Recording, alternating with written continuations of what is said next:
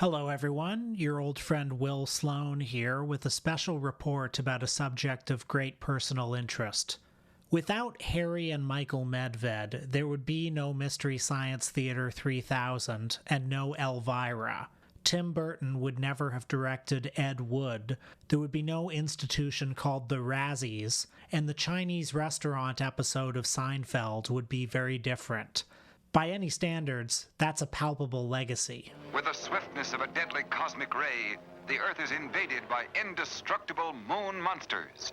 Their ghastly mission, death for all humans. In the late 1970s and early 80s, about 15 years after Susan Sontag popularized the term camp, the Medveds wrote 4 books that crystallized another idea: so bad it's good. They celebrated bad movies. Their readers were the boomer kids who grew up watching monster movies on TV and were now old enough to start finding them funny. It was their second book, The Golden Turkey Awards, that crowned Plan 9 from Outer Space the worst movie of all time, and its auteur, Ed Wood, the worst director of all time. Titles that still live on in the popular consciousness today.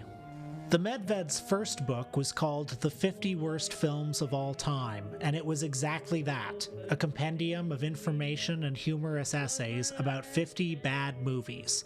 When it was published in 1978, Michael Medved was a 29-year-old author. His book, What Really Happened to the Class of '65, had been a bestseller, and he had also served as a speechwriter and consultant on various Democratic Party campaigns. Harry Medved was a budding movie buff of just 17 and became the public face of the book. His older brother was uncredited. Here's a clip of teenage Harry on an Australian talk show. The other guest is no less than Valerie Perrine. What are some of the films that are listed in the book that might surprise people, Harry? Well, I think The Story of Mankind is a movie that might surprise people. It was based on a big bestseller, and this film starred Harpo Marx as Sir Isaac Newton, Hedy Lamarr as St. Joan of Arc, and Peter Lorre as Nero. There's a whole scene where you see Nero actually fiddling away as Rome's burning. He's out there on the balcony and he starts yelling, "Burn, glorious Rome! Burn! May this mantle of fire make you eternal!" And it's terrible. And the movie's produced by Irwin Allen, who today is very big. You've even, surprisingly enough, got a John Wayne movie in here as being one of Yeah, John Wayne made this film called The Conqueror, in which he plays Genghis Khan. He's got this little Charlie Chan mustache. No. I swear to God. I discovered this book at my local library when I was an adolescent in the 90s. I had seen none of the movies, and each page seemed to promise so much. What was Parnell, a 1937 biopic starring Clark Gable as an Irish revolutionary politician? Or what about Swing Your Lady, a hillbilly comedy that Humphrey Bogart considered his very worst film? In fact, as I got older and sought some of these movies out, I realized that these selections were not always what they seemed. Certain of the movies in the book, like Robot Monster, Ega, and Santa Claus Conquers the Martians, lived up to the Medved's hype. Others, including Sam Peckinpah's Bring Me the Head of Alfredo Garcia and Michelangelo Antonioni's Zabriskie Point, turned out to be misunderstood masterpieces the 1970s audiences simply were not ready for. The brothers also included 2 acknowledged landmarks of world cinema, Alain René's Last Year at Marienbad and Sergei Eisenstein's Ivan the Terrible, as deliberate provocations. Other titles included several then-recent flops that have faded from the cultural memory, like the 1973 musical remake of Lost Horizon and Peter Bogdanovich's musical At Long Last Love. Many other titles were simply filler. Movies like Alfred Hitchcock's Jamaica Inn, Frank Tashlin's Say One for Me, Edward L. Cahn's Jet Attack, and Jerry Lewis's 3 on a Couch. In fairness to the brothers, home video was barely existent at the time, and sources of information were scant. It was with the help of their readership that the Medveds were able to craft the first bad movie canon in their next book. On the last page of the 50 Worst Films of All Time, they included a ballot on which readers could print their selection for the worst movie of all time, and a mailing address to submit it. 2 years later, the Golden Turkey Awards revealed the winner.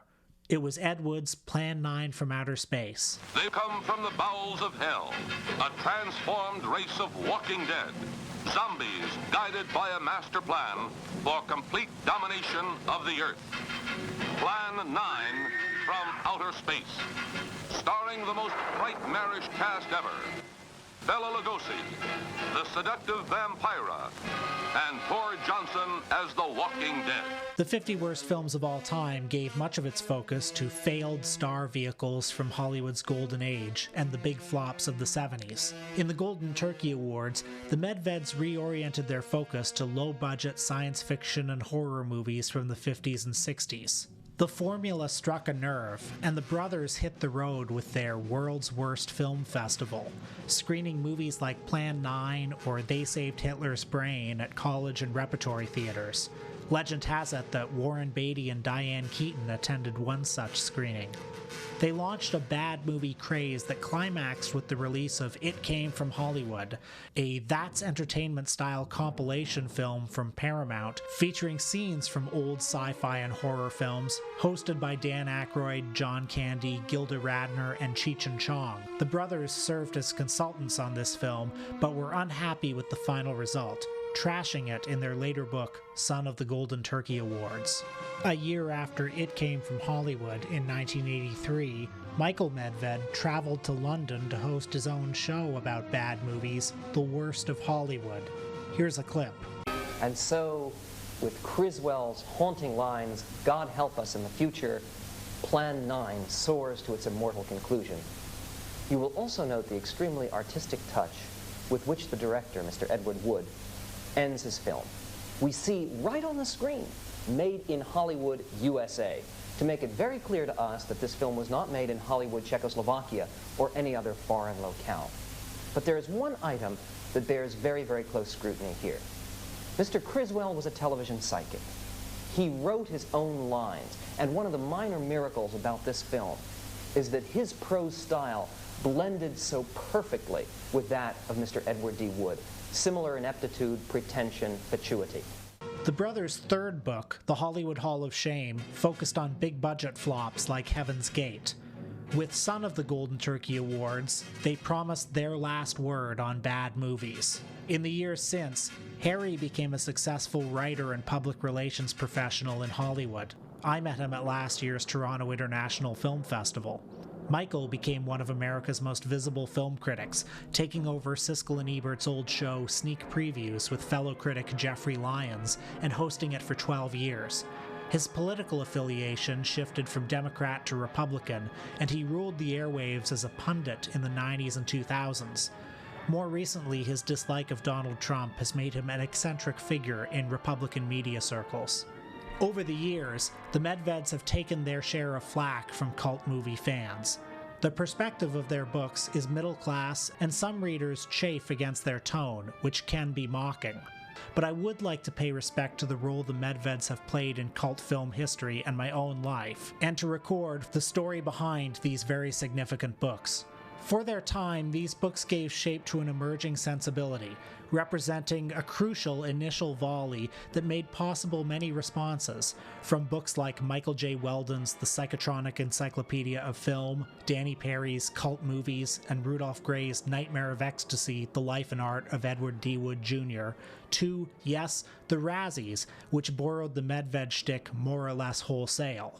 The creators of Mystery Science Theater 3000, whose sensibility exists somewhere between the Golden Turkeys and the Psychotronic Encyclopedia, have acknowledged the Medveds as a crucial influence. If you're the kind of cult movie fan who has dismissed the Medveds, I'd like to reintroduce them to you here as simply a couple of lifelong movie buffs who really do love this stuff.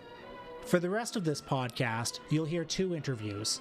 In the first, I'll be talking to Harry and Michael about the history of the Golden Turkey Awards. Then, we'll be joined by another Harry, Harry Pallenberg. The Harrys Medved and Pallenberg have collaborated on a new show called LOCATIONLAND, showcasing memorable Hollywood locations from across film history. On February 10th, Harry will return to the scene of the crime with an episode about the shooting locations from Plan 9 from Outer Space and other Ed Wood films. More on that later. Without further ado, as Bela Lugosi said in Glen or Glenda, the story must be told.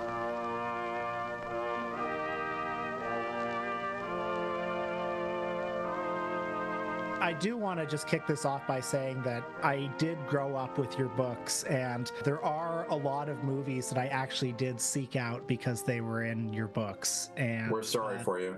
That includes Swing Your Lady. It includes Jet Attack. I sought out that movie. I know you look very guilty, but I think it's because, you know, when I found that book when I was a kid, so many of those chapters felt like these little portals into other worlds. So even if it was The Big Noise with Laurel and Hardy, my goodness, which is not one of the worst movies ever made, but it is a portal into something interesting. Did you ever catch up with Dog of Norway? Yeah, right. That's a deep cut reference. That's the one you made up, right?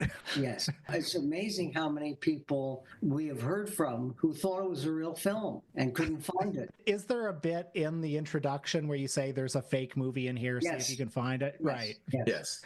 And most people thought that the fake movie was the Leon Trotsky movie. Yeah. But it wasn't. That was real. Just as an opening question, I am curious what both of your relationship to movies was growing up. What were the movies you liked growing up, and did you bond over movies? I know, Michael, you're older than Harry. Was it a subject of mutual interest? Harry, you first, because Harry's always had a stronger passion for movies since he was little than I did. My relationship to movies growing up was you used to be able to go to the Strand Theater in Ocean Beach, California, and we lived in San Diego, and you could go to the Strand Theater and it was a quarter for Saturday, and they would have like 3 films in a row, and worth every penny, as they say. I do remember, Michael, that one time you came home to introduce me to your girlfriend who you said you were going to marry. And it was like 2 a.m, and I was busy watching some creature feature late at night. And I said, okay, hi, nice to meet you. And I went back to watching The Horror of Party Beach or whatever it was. And you couldn't understand why I had this passion for bad movies, why I would stay up in the middle of the night watching so many bad movies. So I think it was really Michael's idea to do a book on the 50 worst films of all time. And I think we thought it was a surefire idea. No one had ever done anything quite like this. The Harvard Lampoon had done their movie awards every year, and they had their worst movie titles. So there were a couple of things like that. Esquire gave out their Dubious Achievement Awards, but no one had actually put a book together on the worst movies ever made. And so, Michael, I think you pitched it, right, to your agent? I was trying to avoid going back to law school. And in order to avoid going back to law school, I had to get a book contract. So my agent said, just come up with as many ideas as you can, and we'll get you a book contract. And I did 6 ideas. And the last one I did was because Harry was interested in a book at that time by Bosley Crowther, which was a big bestseller. He was the senior film critic at the New York Times, and he did a film, The 50 Greatest Films Ever Made. The great films, yeah. And it was a very big financial success. So I thought, okay, what about the other side of things? And that was basic pitch. We didn't even have, at the time we got the contract, we didn't even have a credible list. We just mentioned a few titles that were inherently funny, and some of them from films that we hadn't yet seen. We hadn't seen Santa Claus Conquers the Martians. But by listing that title, you know, how can you go wrong? But at one point, you weren't going to do the book, Michael, because there was just no money in it. No publisher really said this is a hit. They said, like, no one's going to pay good money for a book on bad movies. It wouldn't work because, once again, the whole kitsch trash aesthetic hadn't really taken off yet. People didn't understand that there is such a thing as movies that are so bad that they're good. That hadn't been created yet. And so with the 50 worst films of all time, Michael just thought, I guess it was a good idea, but not going to work. And so he had to call me in the middle of the night to break the bad news to me. And I was 15 years old. And so I was like pretty heartbroken. I think I was crying even at 15, Mike. I'm old enough now that I can admit it. And then you kind of called back like another hour later and said, you know what? I talked about it with my wife. You go do this book, okay? I'm going to be there. I'll help write up each chapter, but you do all the research. I don't have time to go see 50 bad movies anyway. I'm too busy.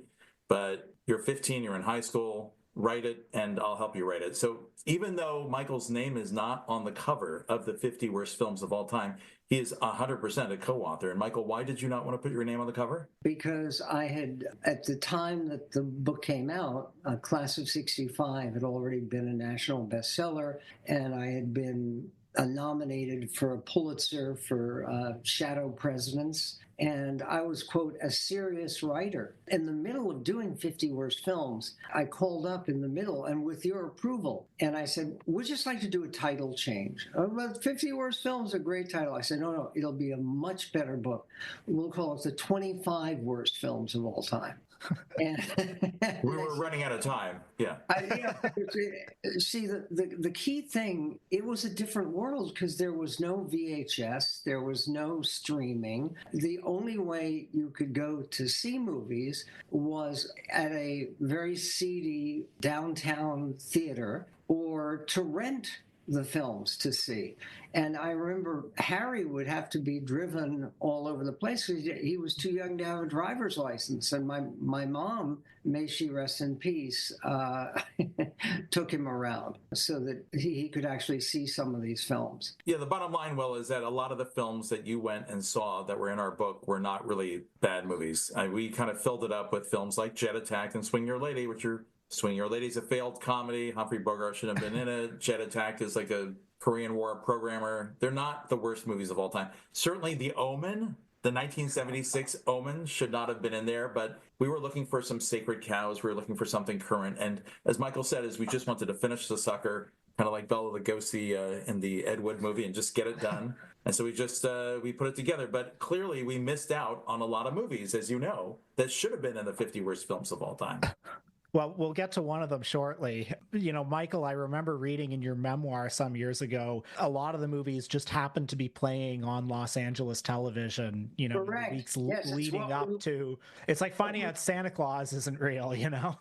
Right. Yeah, what can you do? And the fact that we put in the last year at Marienbad as one of the worst. Right. I did hate that film, it's true. However, in college, I was somewhat active in the Yale Film Society. And most of the stuff they showed was really, the Bergman films were great, but a lot of the acclaimed films they showed, I ended up resenting because they were so thunderously boring and not entertaining. And part of this was it's the revenge of bad movies, yeah. And last year in Marienbad, because it's so stilted and mannered and reality disengaged. I mean, where you have films like the Ed Wood that are gritty and true and not entirely, but it was that. I'm glad you brought that up because I was going to ask on the record, you know, do you still stand by last year at Marienbad after all these years? No. Okay, Harry's shaking his head. No way. No, or Ivan the Terrible. Come on, these are not the worst movies ever made. One more. Bring me the head of Alfredo Garcia. Yes. Oh, my God. Can I tell you how many Sam Peckinpah fans have given us trouble for that? Look, I was 15. The book was published when I was 17.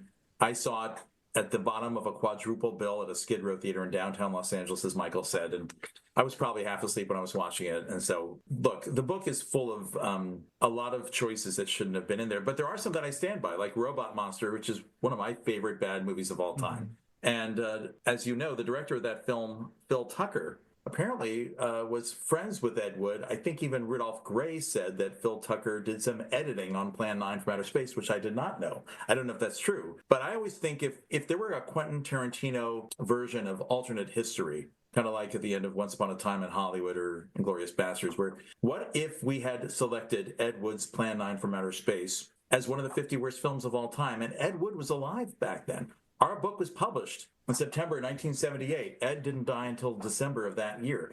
And I remember, Michael, when we went down to Budget Films, a 16-millimeter rental house, to rent some of these films, like Santa Claus Conquers the Martian, so we could put them, you know, up on a 16-millimeter projector and watch them at a friend's house. Someone had told me that Ed Wood used to go to Budget Films, and he would rent the films. So we just missed the guy. And how would Ed Wood have felt if all of this acclaim that later came into his life happened during his lifetime? I wonder about that. What if we had picked Plan 9 as the worst movie ever made in the 50 worst films of all time? How do you think Ed would have responded? It's an interesting question because I heard a story. This was printed in, I think, the Toronto Star many years ago. There was a biographer of Lugosi's, I think it was Richard Bujarski, was in contact with Ed Wood and told him, oh, you know, out east in New York, they're having an Ed Wood festival at some theater. You know, it was probably, you know, some hipsters, maybe maybe it was Club 57, a place like that. And Ed Wood was apparently very, very excited. And this was months before he died. And then he said, they're not laughing at them, are they? And Bojarski had to say, no, absolutely not. Wow. So, I mean, I'm sure he would have found a way to cope with it, but it is an open question. By the way, Phil Tucker, he made a film called Broadway Jungle that very few people have seen, but you should look it up because it's been theorized that it was about Ed Wood, basically. What? It's been it's a film about a very flamboyant Skid Row director. Wow. Look this we up. gotta find this film. Yeah, How do you Broadway find it? Jungle. It's pretty online? rough. Yeah, you can find it pretty easily. If you'll make it all the way through, I don't know, but it's been theorized that this is him, taking a shot at Ed Wood. Well, they definitely knew each other. They worked at the same studios, Quality Studios. They both worked for George Weiss and Screen Classics, so they were clearly buddies. That's amazing. Who was Randy Dreyfuss, who's the credited co-author of the 50 Worst Films of All Time? He is my first wife's, my ex-wife's, and that's more than 40 years ago. He was her cousin, and he was in high school. He was Harry's age, not my age, and he had kind of a free summer. And he's also Richard Dreyfuss's first cousin, the other direction. But I haven't spoken. Harry. Oh, I saw him recently. Yeah, I think he's been great. I mean, he's also an actor, by the way. He was, if you remember National Lampoon's Vacation, there's a scene where they go to an Old West bar. He plays the Wyatt Earp character in Vacation. I think he's done pretty well for himself as a manager of country clubs. He's a great guy, and he really helped us finish the book. Otherwise, we'd still be working on the 50 worst films of all time. So he wasn't just a front. He really contributed to the book. He did. And Yeah, 100%. A lot of the writing is his writing. So we're going to blame the smarminess on Randy. It was his fault. Sure. Not joking. But anyway, as you know, Will, what eventually happened is we did something that was very clever, thanks to my brother Michael. At the end of our book on the 50 worst films of all time, we recognized that our picks were not really great picks. And so we asked people. They weren't definitive. They definitely weren't definitive. Okay. So we said, look, these are our choices. What are your choices for the worst films of all time? Fill out our worst films poll. Now, of course, this was before the internet, as Michael said. So we had a little tear-off sheet at the back of the book. You actually had to rip the page out and mail it to a P.O. box. And, we got a couple of hundred votes here and there for things like The Swarm or Sgt. Pepper's Lonely Hearts Club Band. I mean, this is in the 70s, so people were picking movies that were out at the time. I remember the one that almost won for the worst film of all time was The Exorcist II, The Heretic. It came really, really close, but we were dumbfounded that we got like over 400 votes for this film, Plan 9 from Outer Space, which we had heard of, but we hadn't really seen before. And honestly, Michael, I hope you can admit this, but we already had like 6 or 7 science fiction and horror films in our book, and we felt like we couldn't have too many of them in there. It would be overrepresented. Like Joe Dante, the great director, when he was 16 years old, he had his own list of the 50 worst monster movies ever made that he wrote for Famous Monsters of Filmland. And my friend Bruce Akiyama, who actually wrote a couple of screenplays himself, he wrote Demon Warp with George Kennedy. He showed me that list of Joe Dante, and so we saw Plan 9 was on the list. Joe Dante also picked Bride of the Monster. But for one reason or another, we just weren't able to see the movies. We didn't rent them. And so when the worst films poll was tabulated and we saw that the number one film was this movie, Plan 9 from Outer Space, Michael's looking at me like, Harry, you got some explaining to do. Like, what? How did we miss this one? It's like, and people were writing to us saying, how could you write a book on bad movies and not include Plan 9 from Outer Space? Are you guys crazy? What were you smoking? How different history would have been if Exorcist 2 won. I mean, my God. There you go. Well, it turns out I'm working with the son of the screenwriter, which we'll talk about later, of that movie. So maybe he wouldn't be working with me now. But at any rate, so we felt compelled to do another book, which is the Golden Turkey Awards in 1980. And so we decided we'll publish the results of our worst films poll, and we gave the People's Choice Award for the worst film of all time to Plan 9 from Outer Space. And then we ourselves then elected to give Edward D. Wood Jr. the worst director of all time award. Plan 9 was voted by the people as the worst film of all time. We didn't pick that. As you said, the 50 Worst Films book, it has some horror and science fiction movies, but it has a lot of, movies of many different genres. It seems that your focus crystallizes a little more on horror and exploitation films really in the 2 years that pass. Like the Golden Turkey Awards Awards really sets the template for what bad film fandom looks like for the next 40 years. It's so funny. You put so much thought into this, Will. Because it was easier to see the films. There was just more opportunity. And I don't know why. It may be because of the presence on television and the development of cable TV, which may not have been in time. Golden Turkey Awards came out in April, I think, of 1980.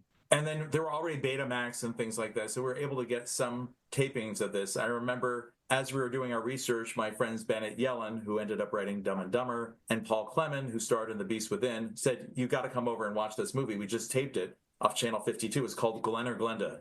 And it looks like it's by the same guy who did Plan 9 from Outer Space. So we're watching the whole time trying to figure out who is the guy who looks like Alan Young from Mr. Ed, who's the lead. His name is Daniel Davis. And it wasn't until later that we started calling people, and we would find Dudley Manlove listed in the LA phone book, because back then you had a phone book where you could call people and filter, and they all said, oh, that's Ed Wood as Glenn or Glenda, and we couldn't believe it. So didn't you interview Dudley Manlove at the YMCA? No, not actually. We didn't. Not at the Y. We did interview him on the phone though, and he pretended not to be Dudley Manlove because he was so tired of people calling him. He wanted us to pay him money to show up for Dudley Manlove, of course, the great star Eros of Plan 9 from Outer Space.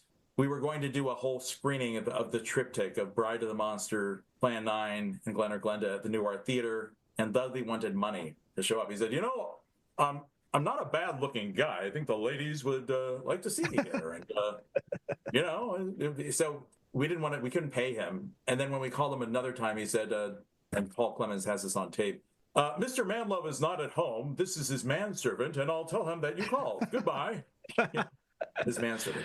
But anyway, just to get back to the whole thing, as Nathan Rabin, a critic who we love so much, has said, this was kind of like the big bang for bad movie culture. Because what had happened is that Michael and I then tried to promote our book, The Golden Turkey Awards. We told everyone that this movie that no one had ever heard of called Plan 9 from Outer Space was voted the worst movie ever made.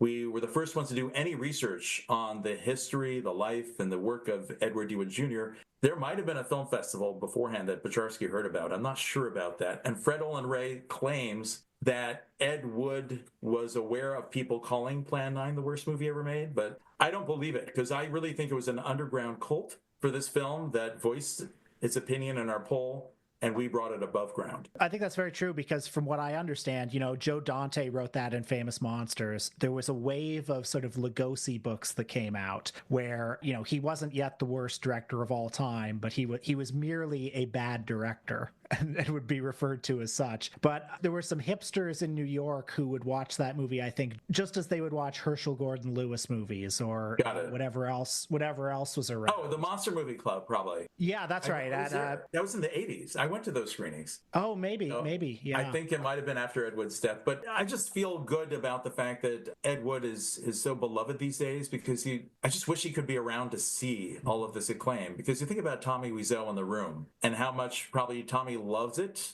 but Ed Wood seems like he would have been a nicer guy about it and would have just found I think he would have gotten a kick out of it, despite what Bocharski said. I don't know. I think he would have enjoyed it. And I don't know, Michael, do you think that Ed Wood would have enjoyed all of the enthusiasm for his movies that we helped drum up? Sure. Why does somebody make a movie? You make a movie to try to reach people, and he's reaching people even today with his films. The only thing I got to tell you, Will, is we had a lot of stuff in the Golden Turkey Awards and in the 50 Worst Films of All Time, which we had heard from Ed Wood's friends that might have been slightly off. And once again, there was no internet, so you couldn't double check things. So like we had heard that Bela Lugosi was drinking formaldehyde.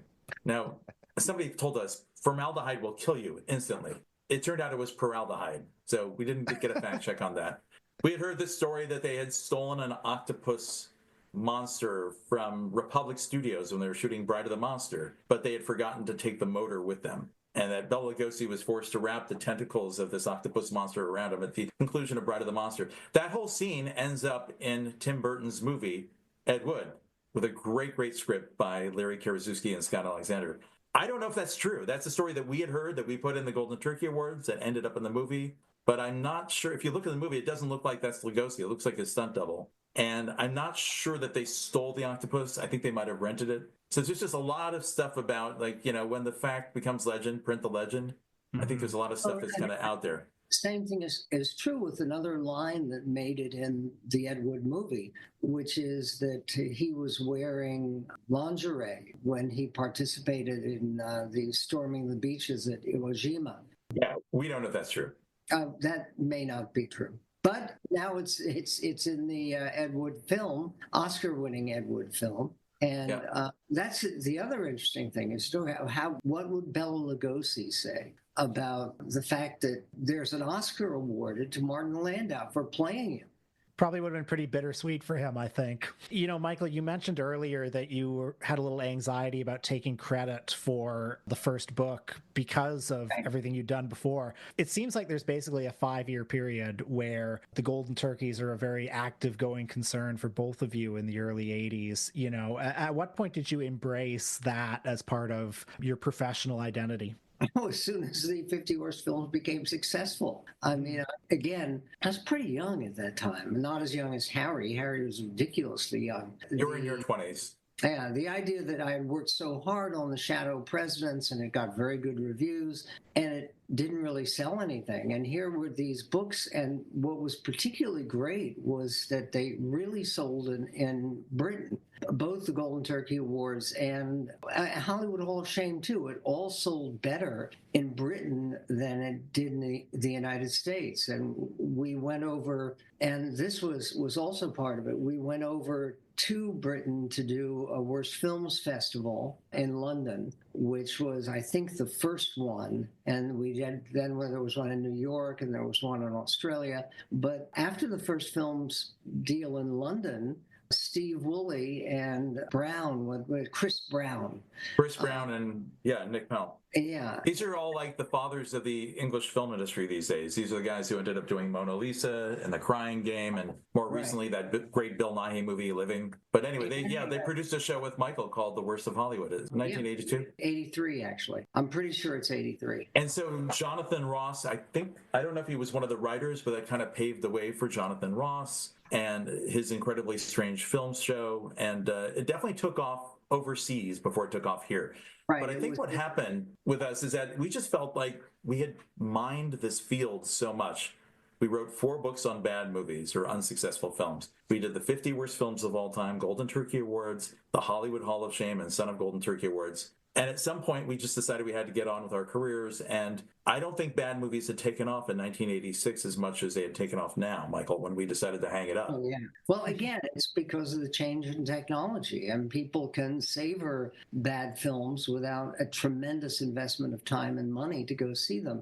The other thing is, and this goes to your question, Will, the American language, the Popular Library, which was the name of the company that CBS Books, it was, that published the 50 Worst Films of All Time. It's Harry Medved with Randy Dreyfuss. And the British edition has my name on it. The American edition is my copyright because I was the only one who was an adult. And so it's copyrighted in my name, even though my name isn't on the cover. But my name is certainly on the cover in the British edition that ended up selling well in Australia and elsewhere. And you did a film festival in Sydney, didn't you? I did, yes. Yeah, we had a success all over, but we just kind of felt like after 8 years of doing this, it was time to hang it up. And we kind of felt like the bad movie craze has kind of died down for a little bit. It becomes so difficult to make a cheap movie. I mean, movies like Ega or The Creeping Terror and the whole story behind The Creeping Terror, that frankly, for people who they should do a feature film about that with, what is his name, Art Savage. Yeah, Vic Savage, Art J. Nelson, yeah. Well, they did. Yeah. But at any rate, after us, of course, came Mystery Science Theater 3000, which if you watch Michael's show, The Worst of Hollywood, which I found out, Michael, it's online. I haven't seen it in years. But it's very much like a precursor to Mystery Science Theater. We just never were able to get the formula right for TV, honestly, and they got it right. Because part of the joy of watching a bad movie for me is having an audience of friends laughing together over the absurdities and people catching, oh my God, look, Bunny Breckenridge is reading from the script, and hearing everybody in the theater laughing. So Mystery Science Theater somehow reproduced that kind of audience participation of like talking back to the screen. And they worked out the formula beautifully. They have been very nice, and they've credited the Medved brothers for their work. They said they read through our books just like you did, Will, and came up with like all sorts of titles. Of course, they found a whole bunch of titles of their own to roast. But that really took off. And then, of course, then a guy named Rudolph Gray told me, or wrote a little letter to the LA Times, he's doing a serious biography of Edward D. Wood Jr., and he's looking for anyone who ever worked with Ed Wood. So I called him immediately. I said, dude, I've got all these interviews with all of Ed Wood's collaborators that we never ended up publishing because we were thinking of doing another book called Hollywood Rogues Gallery about Ed Wood and all the other folks like Phil Tucker. And we never really used it. I went on to work at the Screen Actors Guild where they didn't really want me putting down actors in books about bad movies. And Michael went on to Sneak Previews, which is a TV review show. So we both got busy, and I gave dozens of pages of interviews to Rudolph Gray, who then put them in his book, Nightmare of Ecstasy, along with other people's work without any kind of credit. And that book ended up becoming the basis for the Ed Wood movie that Tim Burton directed. And of course, he takes a shot at you in the introduction. He doesn't name you, but he calls you the jackals of bourgeois sensibility, I think is the exact words. And I guess, obviously the two of you have taken flack over the years for the tone of the books. True. And the tone of how you wrote about Ed Wood in particular. I'm not sure what my question is, except for like, what do you make of those criticisms? And would you write about him differently today? I think so. I think I actually don't think we were as smarmy as people said we were. Mm-hmm. I think we were being ironic and facetious and sarcastic. I didn't think that we were making fun of Ed Wood himself. We were having fun with his movies, and I don't know that people saw how much we actually love these films. We put so much of our life into trying to find the Ed Wood story, and I'm so happy that we had a little piece in kind of bringing, his story to light. The story must be told, as they say. But I don't know. Michael, do you think that we were smarmy a little bit in Golden Circuit Awards? Particularly in the first book, in the 50 Worst Films. And part of that, because it was written so fast. And it was shocking that we were actually able to get it together. And that's why we ended up with films like Ivan the Terrible or Last Year at Marienbad, because those are films that I had suffered through at the Yale Film Society. I was trying to sort of get your revenge. Get back at that.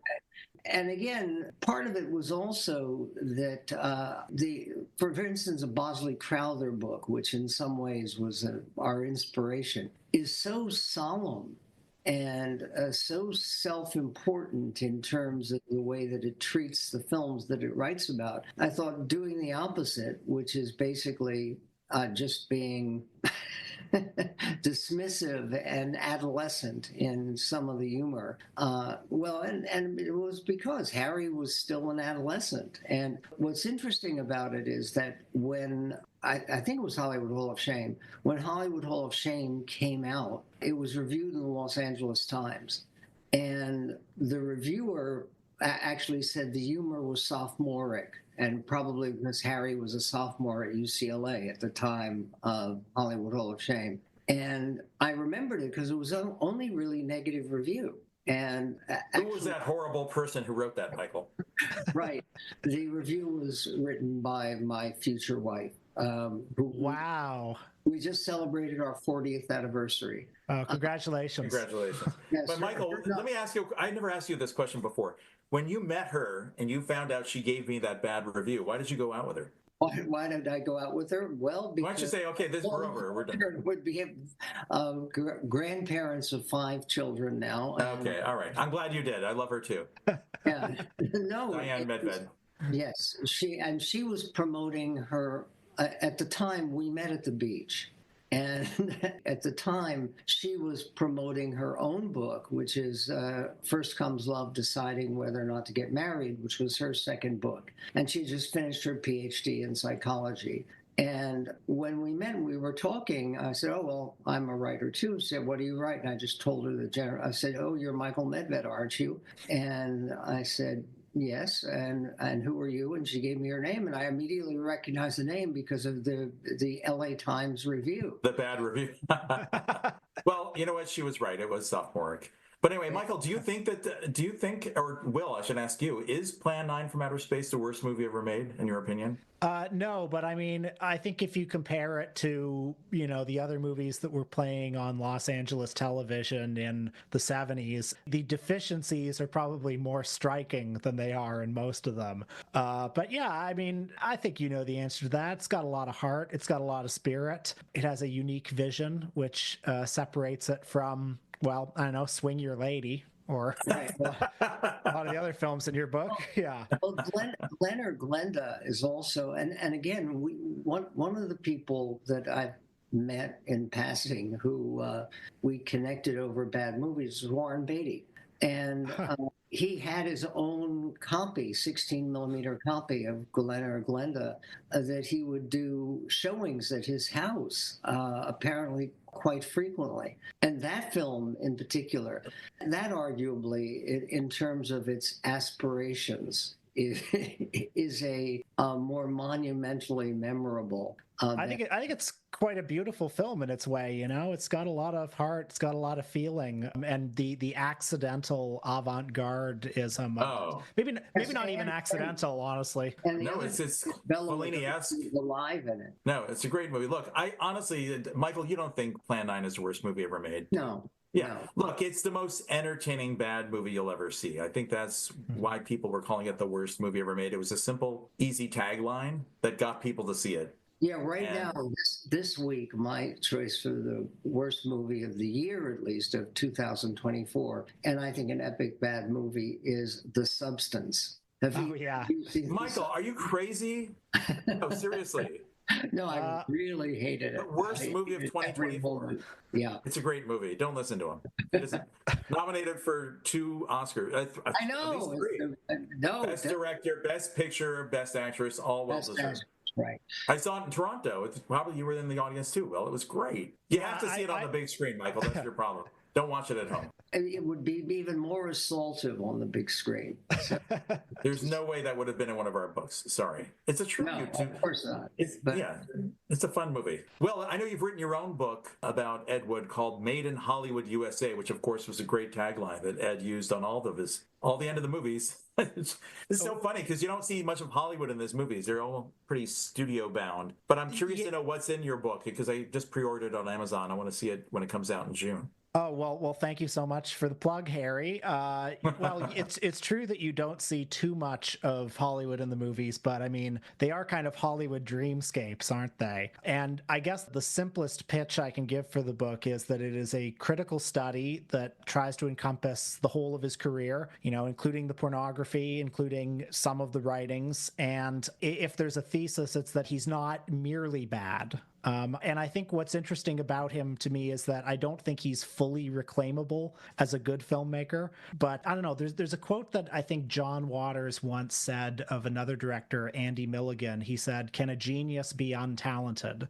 And I think there's something of that in Ed Wood. There's a vision, there's a perspective. He's different from the other bad film auteurs. What is the name of that actually very amusing film with Steve Martin playing the Ed Wood figure? Bowfinger. Thank you. Which is actually, again, deeply indebted, I think, to Wood's example. That has the right attitude of mockery mixed with affection.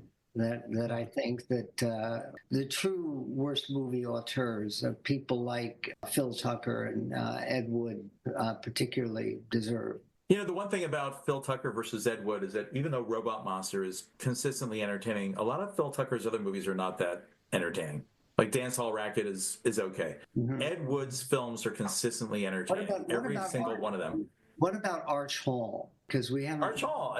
He's a great filmmaker, and all his films were entertaining. But what I was going to go for is that Bill Warren is a late horror movie historian who once said that the cardinal sin of a bad movie is to be boring, and that Plan 9 is never boring. Dana Gould reminded us of this quote, and that's why Plan 9 from Outer Space is not the worst film ever made. it is a bad movie, but it's a great bad movie. The Phil Tucker comparison is good because I've seen all the Phil Tucker movies. Seriously? All the ones that you can see. I know that there are some that are lost, and I like them, but when it comes to just like framing a shot, lighting a scene, pacing a scene, just all the stuff, Ed Wood's instincts were incomparably better than Phil Tucker's just every time.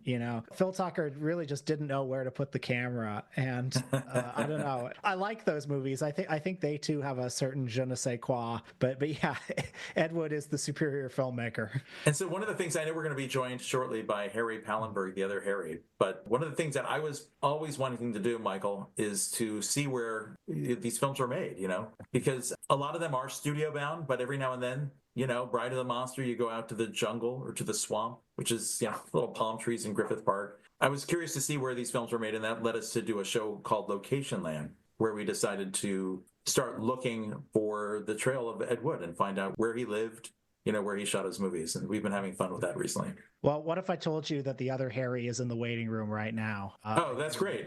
I'll interrupt the discussion here to give you a preview of the Plan 9 from Outer Space episode of Locationland.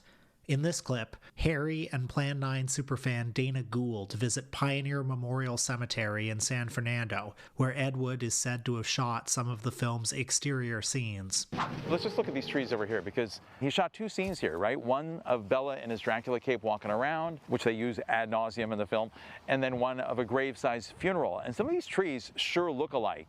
It 100% feels like that cemetery, and especially when you look away from down there, it's the same topography. And Ed Wood, as quoted in Ralph Gray's book, said they shot at an abandoned cemetery. So the story goes that near Tor's house. Near Tor's house, right. And Tor's son, as we know, Carl Johnson, worked for the San Fernando Police Department, and he had heard that they were going to tear this cemetery up. So no permit needed. No permit needed. And what they did eventually is they paved this whole cemetery over, almost poltergeist-like, and they built condos behind us. So it used to be much larger here. It was like over 10 acres. The episode Ed Wood's Plan 9 Adventure will drop Monday, February 10th on PBS SoCal's YouTube. For more information, visit pbssocal.org.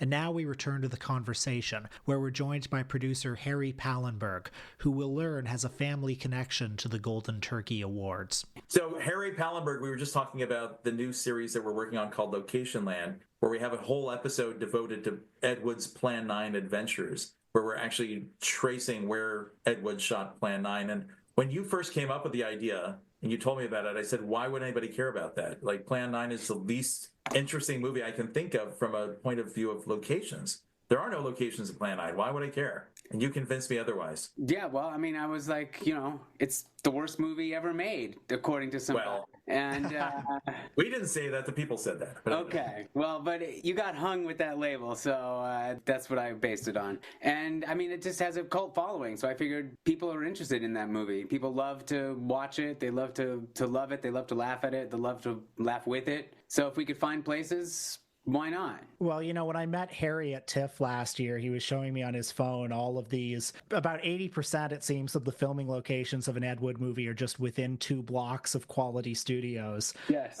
Which is, for those who don't know, and how could you not know, Quality Studios was just this tiny studio down an alley on, what was that, Hollywood Boulevard? And, Santa Monica, where is it? Santa Monica, Santa Monica Boulevard. Right. And it's behind a strip club and a hotel of ill repute, basically. Yes.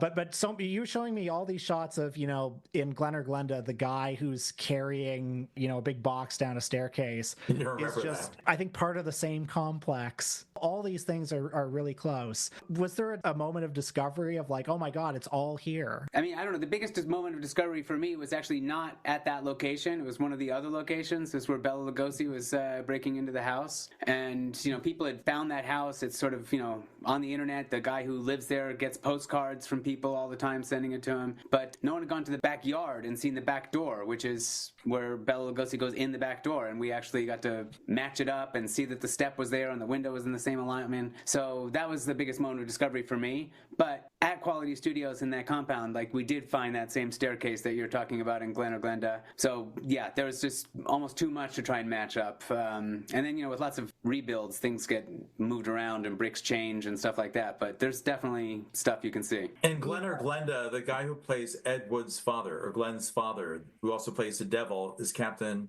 Zito. I'm probably mispronouncing his name. But he lived next door at the Harvey Hotel, that kind of hotel of ill repute. And apparently he was a manager of strippers. So he just, you know, the easiest job ever when they needed a devil or Satan for the dream sequence. He just walked downstairs from the hotel, came right in. But that's where George Weiss's Screen Classics Studios was located, right in the front. Quality Studios was in the back. And Glen, by the way, Glen's apartment building is right next door to Quality Studios. So when he's running out onto the street, looking into the shop windows, looking at the ladies' lingerie and all that stuff, that is right in front of Quality Studios on Santa Monica Boulevard near Western. You can actually see the Sears logo in the background because he's right near the old Sears building on set. So just putting it all together and realizing that Ed was just so quick when he was shooting this stuff. He just like, okay, guys, we got to get a quick shot on the street. Let's just go outside and shoot it. I just loved finding all that stuff. But sadly, that's now a huge hole in the ground. Like, it's the Sears is being torn down, and it's a big, I don't know what they're going to put there, but progress. But there's still 3 buildings that you see in all of Ed's movies that are standing. For both Harrys, has it ever occurred to you that the name of Quality Studios is connected with the work of another Harry, Harry Hurwitz, who did That's Adequate, about a small studio called Adequate Pictures, which actually is a fairly consistently amusing film, and obviously has some of the same aesthetic that people cherish with the memory of Ed Wood. Probably based it on Ed Wood. We also found this cemetery where we are still debating whether or not this was the cemetery where Bela Lugosi shot his last footage that ended up in Plan 9 from Outer Space. We don't know that it's the actual cemetery, but the story goes, and it was told to several Ed Wood biographers or Bela Lugosi biographers, that there was an abandoned cemetery somewhere in the San Fernando Valley where they were moving headstones, kind of like in Poltergeist. And you better get there quickly because they're going to kind of tear it up and make condos out of it. And so our understanding is that Ed went out there and shot the graveside scene with the funeral where they're mourning over Vampira with Bela Lugosi in it. We believe that's the same cemetery, which is the San Fernando Pioneer Cemetery. Yeah. What makes it interesting is that Carl Johnson was one of the detectives at the San Fernando Valley Police Department. And his father, of course, was Tor Johnson, the Swedish wrestler, where when you actually watch Plan 9, you'd say, why is this guy playing a detective? He doesn't look like the kind of guy who would be like a whip-smart detective, you know, with his Swedish accent and everything. But it made sense, I guess, to Ed Wood, because everybody in the police department knew him as the dad of Carl Johnson. Carl Johnson appears in the film as the farmer who's on the road who discovers Mrs. Trent, Mona McKinnon. So all these things just like... Whenever you look at an Ed Wood movie, it's like unraveling an onion or peeling an onion. There's so many different layers that just the more you find, the more you enjoy. Isn't Bela Lugosi's real tomb, his real grave, something of a pilgrimage site? I'd imagine so, yeah. I was sure I was reading about that the people come on the anniversary of his death and commemorate, and there's supposed to be some supernatural power in Bela Lugosi's grave, which is somewhere in the greater Hollywood area, right? I mean, he's not buried back in Romania or Transylvania. No, I think it's in Culver City or something. But I saw Paul Marco's grave last time I was in LA, and I can testify that it has similar supernatural power. Don't say Paul Marco 3 times around his grave. Wow. We love Paul Marco. I 100% think that that's the cemetery in the film. I have no qualms. There's no other abandoned cemetery around there. This cemetery does have missing tombstones. Like we said, Tor Johnson's house is 2 miles away. The location where they filmed the police station, where the big car makes that multi-point turn, You know, that's like also 2 miles away. They're definitely in that area, and the mountains match up in the background, but we haven't found the exact match on the mountains, and there's a couple of road shots we haven't been able to find, but I feel very confident saying that's the cemetery. And it's unlikely they shot at the San Fernando Mission. Because there's no way they shot there, yeah. Not at that cemetery. For people who want to find out more about the movie locations of Ed Wood and of Plan 9 from Outer Space, they can check out Locationland, which is here in Los Angeles. It's on PBS SoCal digital. So you can go to their YouTube channel and watch it. And just while we're on the topic, what are some of the other episodes? The first episode, which just premiered this week, was about Greece. We got to drive down, like, literally in the middle of the LA River with Randall Kleiser, the director of Grease. And he was, you know, reminiscing all the way down. And then he actually got to sit exactly where Olivia Newton-John sat during the race scene. So, you know, that was just such an honor and a pleasure. And it was sort of just amazing to spend like an hour and a half driving around with him talking about all this stuff. My second apartment in Los Angeles overlooked the John Marshall High School where they had the carnival scene at the end. So I've had a long connection to that. And I was watching Grease in that apartment, and I was like, wait a minute. I'm in the room. I can see my room from where I'm watching the show. So that's the first episode. The second episode is about the Hollywood sign. And we talked to Joe Dante and Will Gluck, who directed Friends with Benefits, and Diana Wright, who works for the Hollywood Sign Trust, actually took us up to the sign so we get up close and personal, which, you know, people can't do. If you've seen Friends with Benefits, you see what happens. You get arrested and the helicopters come, and all that is all true. So those are the two episodes that are, upcoming, and then the Plan 9. But, you know, Harry and I have been working on this for a long time. We shot an episode with legendary location manager Kokai Ampa out in Venice about White Men Can't Jump. And, you know, we're hoping to edit that episode and get that up on the air, and so many more. Laurel and Hardy Steps, famous location in Los Angeles. Oh, yes, please. Yeah. But where we need listeners of the Important Cinema Club to help us is there's a location from Plan 9 we couldn't identify. The police car that goes traveling down this country road, which is an unpaved road, you see a big mountain in the background. Thanks to the Iverson Ranch movie blog, Dennis Liff, we've identified the mountain as Mount Lukens, but we cannot identify the exact road. So please watch our show.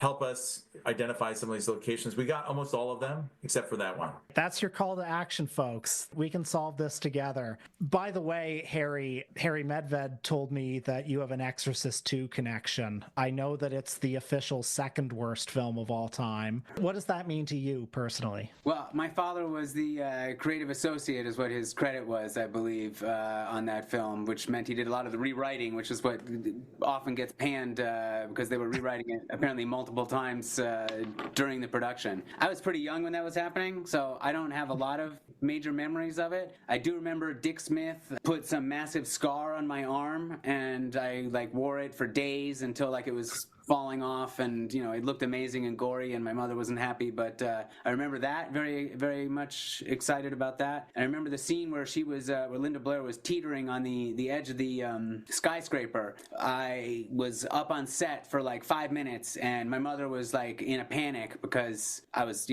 9 years old, an energetic boy, and she just didn't want me anywhere near the edge. And so I was chastised and pulled down to the lobby area where craft services was. But I was also in the ambulance at the very end of the movie where the ambulance pulls up, and Linda Blair and Richard Burton are walking away, and Louise Fletcher is there, and you can see the ambulance behind her. I was in the back of the ambulance, but you can't see me or anything, but I was in there, and that was very exciting for me. We picked Richard Burton as our choice for the worst actor of all time, with Ed Wood being worst director. So he's in very good company. But a lot of that was because when the Golden Turkey Awards was written, there was so much anger about Exorcist 2. It was kind of like what we see these days with Joker 2, Folly Do. And would we be working together, Harry Pallenberg, if we had picked The Exorcist 2, The Heretic, as the worst movie ever made? If somehow that had won the poll? I absolutely. That would not have, Okay. And your dad got over it, I didn't have a dog in that fight. I do remember also being at Musso's after the premiere, and everyone was sort of shell-shocked. All the grown-ups were having murmured discussions, and it wasn't going well.